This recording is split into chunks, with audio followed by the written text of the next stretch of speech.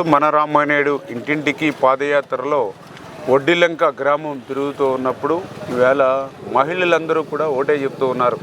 ఈవేళ జగన్మోహన్ రెడ్డి మరి ఒక 10 రూపాయలు ఇస్తూ ఉన్నాడు ఒక చేత్తో, మళ్ళీ రెండో చేత్తో 100 రూపాయలు లాక్కుంటూ ఉన్నాడు. 40 రూపాయలు ఉండే కందిపప్పు ఈవేళ 120 రూపాయలు అయిపోయింది. 70 రూపాయలు ఉండే ఆయిల్ ప్యాకెట్ ఈవేళ 150-160 రూపాయలు అయిపోయినటువంటి పరిస్థితి. మా ఇంట్లో పోపు సరుకులు కూడా మా ఇంటి బడ్జెట్ సరిపోనటువంటి పరిస్థితి. అప్పుడప్పుడు కొనుక్కునేటువంటి చెప్పుల దగ్గర నుంచి, ఎప్పుడైనా చూసే సినిమా దగ్గర నుంచి, అప్పుడప్పుడు కొనుక్కునే మాంసం దగ్గర నుంచి మాకు అందుబాటులో ధరలు లేకుండా అయిపోయినటువంటి పరిస్థితి.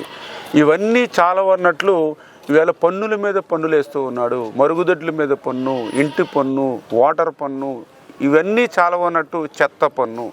ఇంకొకసారి కనుక ఈ జగన్మోహన్ రెడ్డి వస్తే మరి మన జుట్టు పన్ను, బట్ట పన్ను, గాలి పన్ను కూడా వేసేటువంటి పరిస్థితి ఉంటుంది.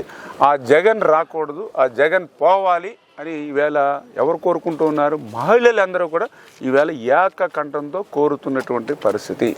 అంతేకాకుండా ఒకటే చెప్తూ ఉన్నారు, గతంలో ఏదైనా పండుగ వస్తే ఆ రోజు మరి పండుగ కానుకలు వచ్చేవి. అదేవిధంగా ఎవరైనా ప్రమాదవశాత్తు చనిపోతే ఒక చంద్రన్న బీమా వచ్చేది. ఒక ఆడబిడ్డ పెళ్లి చేసుకుంటే 1 లక్ష రూపాయలు చంద్రన్న పెళ్లి కానుక వచ్చేది. మేము పట్టణానికి హాస్పిటల్ నిమిత్తమో లేకపోతే షాపుల నిమిత్తమో ఏదో పనుల నిమిత్తం వస్తే హోటల్కి వెళ్ళి 100-150 రూపాయలు పెట్టి భోజనం చేయక్కర్లేకుండా 5 రూపాయలకి రుచికరమైనటువంటి అన్న క్యాంటీన్ ఉండేది. ఏదైతే మరి ఇవన్నీ కూడా ఈ యొక్క జగన్మోహన్ రెడ్డి వచ్చిన తర్వాత మరి చంద్రన్న పెళ్లి కానుక లేదు, చంద్రన్న బీమా లేదు, అన్న క్యాంటీన్ లేదు, పండుగ కానుకలు లేవు, 2,000 నిరుద్యోగ భృతి లేదు. ఇలాగా సంక్షేమ పథకాలన్నీ కూడా రద్దు చేసినటువంటి పరిస్థితి.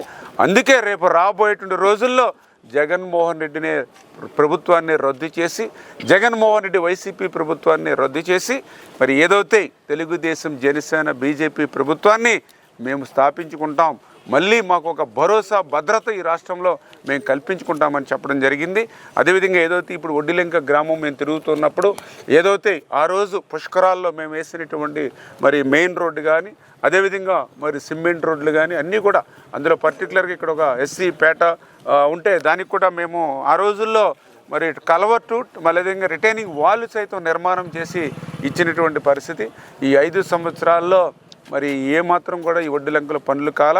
ఖచ్చితంగా రేపు ఏదైతే వచ్చిన తర్వాత ఆ మిగిలిన అసంపూర్తి పనులు ఏవైతే ఉన్నాయో అవన్నీ కూడా పూర్తి చేసేటువంటి బాధ్యత. అదేవిధంగా ఇక్కడ వడ్డిలంకలో మరి ఏదైతే ఇక్కడ సెటిబలిజా కమ్యూనిటీ హాల్ ఏదైతే ఉందో మరి దానికి ఒక 20 లక్షల రూపాయలు ఈ సంవత్సరంలోనే ఇచ్చి, మళ్ళీ వెంటనే ఇంకొక 20 లక్షల రూపాయలు ఇచ్చి 40 లక్షల రూపాయలతో అత్యధిక ఆధునిక సౌకర్యాలతో ఆ సెటిబలిజా కమ్యూనిటీ హాల్ కూడా నిర్మాణం చేసే బాధ్యత కూడా మాదని చెప్పాం. అదేవిధంగా మరి ఏదైతే ఇక్కడ మెయిన్ రోడ్డు పక్కన ఏదైతే ఈ యొక్క హౌస్ సైట్స్ కొంతమంది ఇబ్బంది పడుతున్నామని నా దృష్టికి తీసుకొచ్చారు. ఖచ్చితంగా వాళ్ళని కూడా కూర్చోబెట్టి ఖచ్చితంగా ఎవరికి కూడా నష్టం లేకుండా, కష్టం లేకుండా వాళ్ళందరికీ కూడా ఆ ఇంటి పట్టాలు ఇవ్వడం అంటే నాదంతా ఒకటే పద్ధతి.